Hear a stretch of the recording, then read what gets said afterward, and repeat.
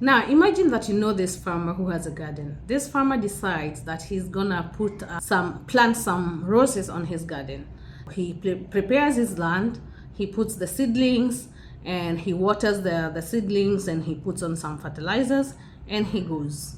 After some time, he comes back and the seedlings have started germinating and they've started growing, and he leaves again. When he comes back again, he finds that, the roses are getting taller, but there is also some weeds in between the roses. Instead of removing the weeds, he decides to, maybe it's no big deal, he leaves again, maybe he puts some water, he leaves again, and then he leaves the weeds together with the roses. And after some time, after maybe days, he comes back, or weeks, and he finds that the roses are now big, they have bloomed, but instead of what he was expecting, these big, vibrant roses, he finds that they are small, they are weak, the stems are small, because the weeds have also grown. So the weeds have been sharing the same soil, the same fertilizers and the water with the roses. Instead of just the roses thriving, the weeds have been thriving as well. This wise farmer decides that instead of just now leaving again, he is going to remove the weeds, and he's going to tend to his roses so that they can become what he was expecting in the first place. He removes the weeds that are not necessary, and now he leaves his roses to just, and after he comes back after a few days, the roses are big, they have blossomed, and now there are no more weeds. Now, if he's not going to harvest his roses and he keeps watering his roses, he will realize that still there is some few weeds that are starting to come back, and he decides that this time he's not going to leave those weeds there, so he removes them. The more they start coming, the more he removes. He's removing the weeds, and he's leaving just the roses so that they can grow in a place where there are no weeds, and they can blossom, and he can get the harvest of what he actually planned, or the kind of yield that he was looking for. You're going to imagine that this garden is your mind. The roses are the positive thoughts, and the weeds are your negative thoughts. Then you have to check how many roses do you have in this garden. Are your roses more than the weeds, or are the weeds more than your roses, or are they, which one is more? And that is, you can do that by self-reflecting, doing some deep self-reflection, being honest with yourself. You sit down and you start trying to analyze your thoughts. And I would advise that you start with what you think about mostly, not what you think about sometimes, because what you think about mostly is what has an impact on your life.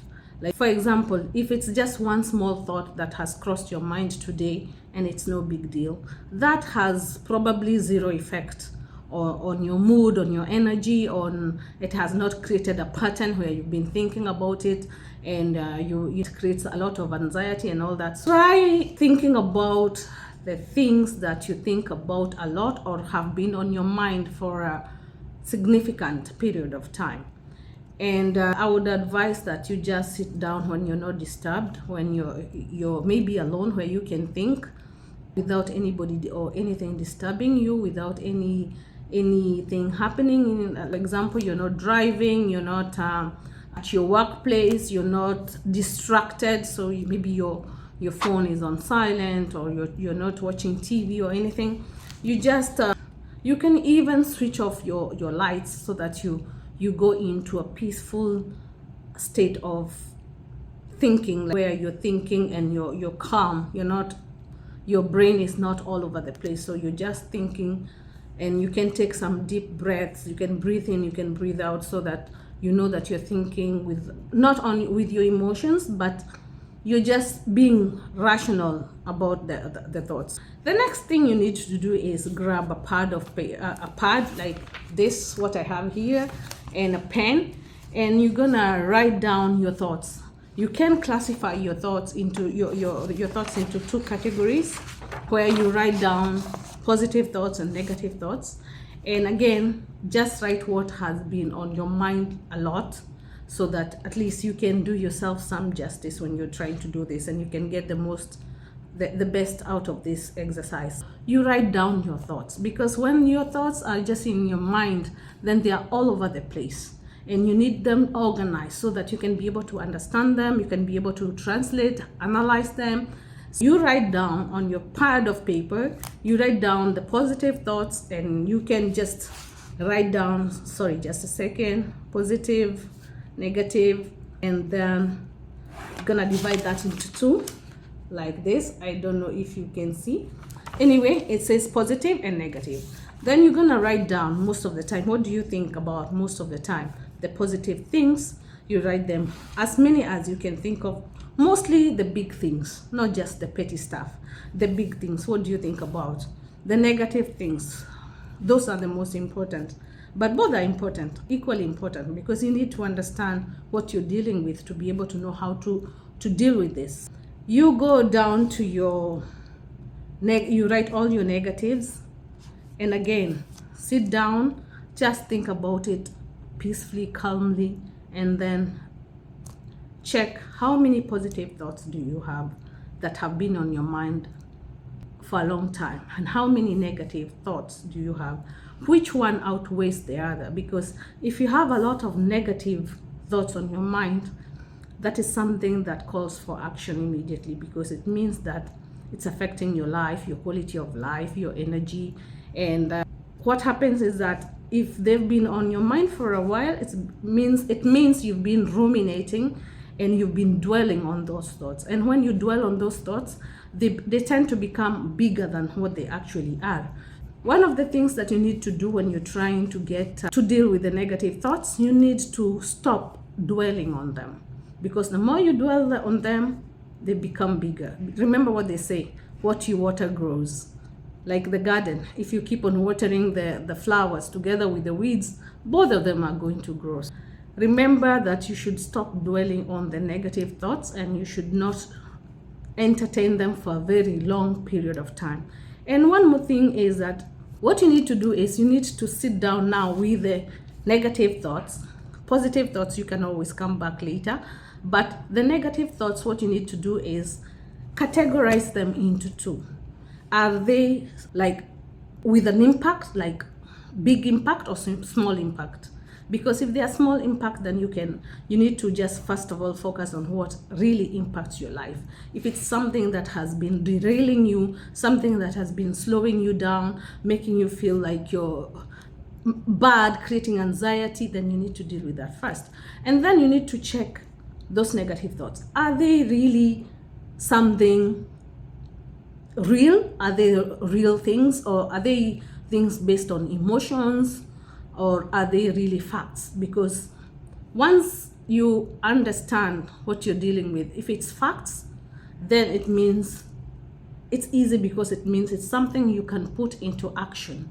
It means, for example, like what I said last time in my last video, if I look at myself in the mirror and I'm feeling like I've gained weight, some people call it fat. If I look in the mirror and I feel like I have gained so much weight, that can be a fact, because it's possible. What do? I can put that into action and decide that, okay, fine, I'm going to the gym. This is something that I can deal with, and this is something that I can change. So that doesn't have to be necessarily a bad thing. It's something that I can put a plan of action and I can deal with it, and it's no longer negative. It's just something that needs to be addressed. There can be many examples. I'm just giving you one. And then there is something else that maybe now this is based on emotion. Maybe I'm just afraid to fail. That's an emotion. The emotion is fear. I'm just afraid to fail. What I need to do is to start telling myself that I don't need to be afraid anymore. And maybe I need to spend more time trying to quash this, destroy this fear, because maybe it's not even valid. It's not even necessary. So it has no impact. It's just like pulling me down, because it's just something that I feel. So I just need to be able to manage my emotions better, and trying to see that, and this one has no weight and it's not necessary. I need to find a way to let this fear go. And once this fear is gone, so find a way to categorize your thoughts into things that you can do something about and things that are not really even justified. From there, next you need to realize that you need some coping mechanisms. And most of the time, when we are deeply thinking or we keep thinking about the same things, it means that our brain is maybe not engaged enough, and your brain is not really stimulated enough. What you need to do is go for things that will help your brain be more engaged, something that engages your brain. It can be reading. Reading is a very good thing to stimulate your brain. It can be self-help books, it can be novels, it can be fiction, it can be whatever you like to read, but something that when you read, it consumes you and makes you feel like, okay, fine. It makes your brain go from thinking mostly of the negative things and into whatever you're reading. If you keep reading, then your brain is more engaged and there is less space for these negative things, because the more idle you are, the more space for the weeds, the more space for negative thoughts. Even if they're not important, they'll keep coming up because your brain is not engaged. The next thing you can do is that one of the most effective things that I've seen with people, with myself, is that if you're able to do some physical exercise, of course this one is varied and it depends on your level of fitness. You have to check with your doctor if it's okay to exercise and to what extent. It's advisable to always just go to the doctor and have a checkup on whether you're physically fit and what kind of exercises you can do and which you can't do. But if you're able to exercise, then that is a very good way of stimulating your brain and having you engaged in a way that you do not have time or the energy to think about to dwell on the bad things. One more thing is that you need to learn how to connect your body and mind. You know, that is a connection that is there. That is, you connect your body with mind, and you have to be able to understand the energy, because the energy you feel is coming from something. If you're always feeling drained, then it tells you that there is something that you need to address. There is so many things that you can do. If you're not able to work out, you don't even have a gym. You don't need a gym, guys. You don't need a gym. You can walk the stairs to your building. You can go to the park. You can walk around. These things, you don't need to have a lot of resources to be able to take care of yourself. There are so many things that you can do, seriously speaking. You can meditate when you're feeling overwhelmed and you're feeling like you're dealing with so much and there's nothing much you can do. Meditation is also one of the biggest things that you can do, because it helps you calm your mind, it helps you relax. And you can meditate and make sure that when you're meditating, again, you're not driving, you're not in a place where you can get, you're just in a place like you're at home or not operating anything, so that you're not, at the end of the day, what matters is that you're keeping yourself safe. And everything that you're doing to cope is to help you become healthier, become better, and nothing should be harmful in the process. There is a lot that you can do to negate this issue of having negative thoughts in your mind. Do not encourage those thoughts. That is the first and foremost thing.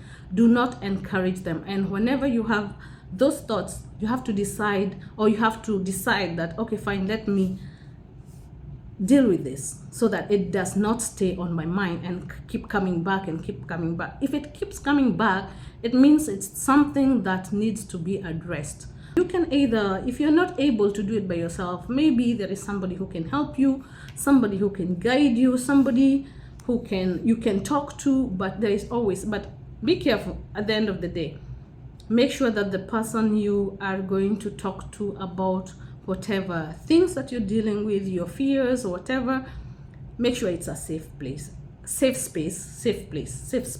This is the correct one. Safe space. Somebody who is not going to make you feel worse, somebody who is not going to take something small and make it a big deal, or someone who is, make sure just that your source or whoever you're going to is someone you can trust.